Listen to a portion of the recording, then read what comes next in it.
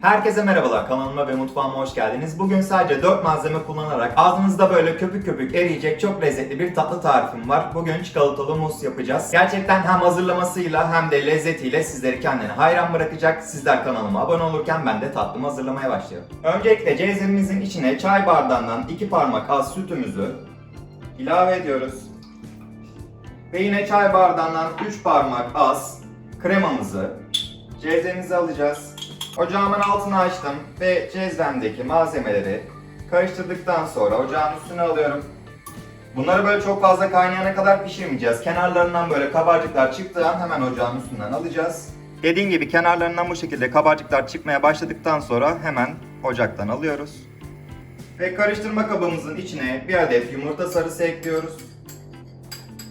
Ve az önce ocakta ısıtmış olduğumuz süt ve krema karışımını azar azar ekleyerek yumurtanın içinde çırpacağız.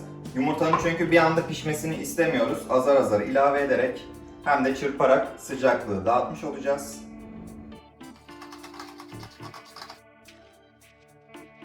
Bunu böyle köpürtene kadar karıştırıyoruz. Şimdi bu karışımımızın içine 180 gram kadar bitter çikolata ilave ediyoruz. Ve içinde çikolatalar eriyene kadar yine karıştırmaya devam edeceğiz.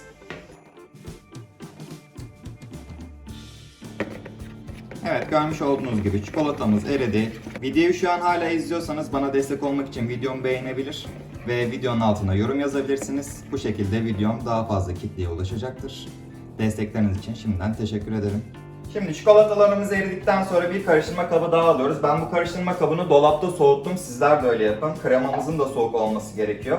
Neden böyle yaptık? Kremanın sönük kalmayıp daha da kabarması için.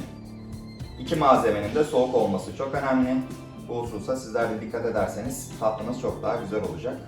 Çünkü kremayı çikolatayla karıştırırken de söndürmeden karıştırmaya çalışacağız. Bu kremanın birazını zaten cezvede karıştırmıştık.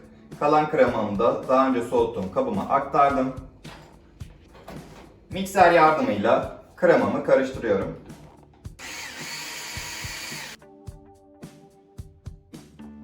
Şimdi kremamızı bu şekilde katılaşana kadar mikserle karıştırdık. Şu şekilde çevirdiğimde görmüş olduğunuz gibi kremamız hiçbir şekilde akmayacak.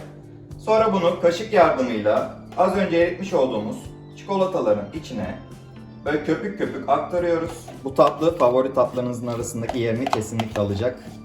Ve yerken ağzınızda köpük köpük eriyecek bir lezzeti var. Denedikten sonra da yorumlarınızı lütfen bırakmayı unutmayın. Şimdi kremamızı aktardıktan sonra az önceki çikolata harcımızı böyle alttan üste olacak şekilde bunları karıştıracağız. Böyle direkt karıştırma yapmayacağız ki kremamız sönmesin.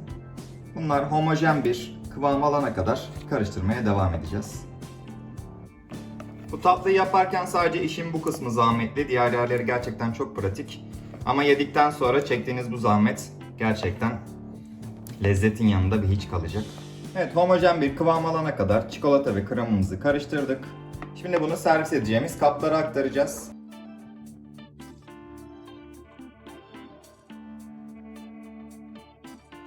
Ben kaplarımı aktardıktan sonra yaklaşık 1,5 saat kadar buzdolabında beklettim.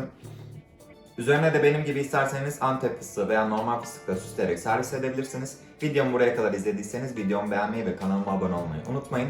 Bir sonraki videoda görüşmek üzere. Hoşça kalın. Ben tatlıma geri dönüyorum.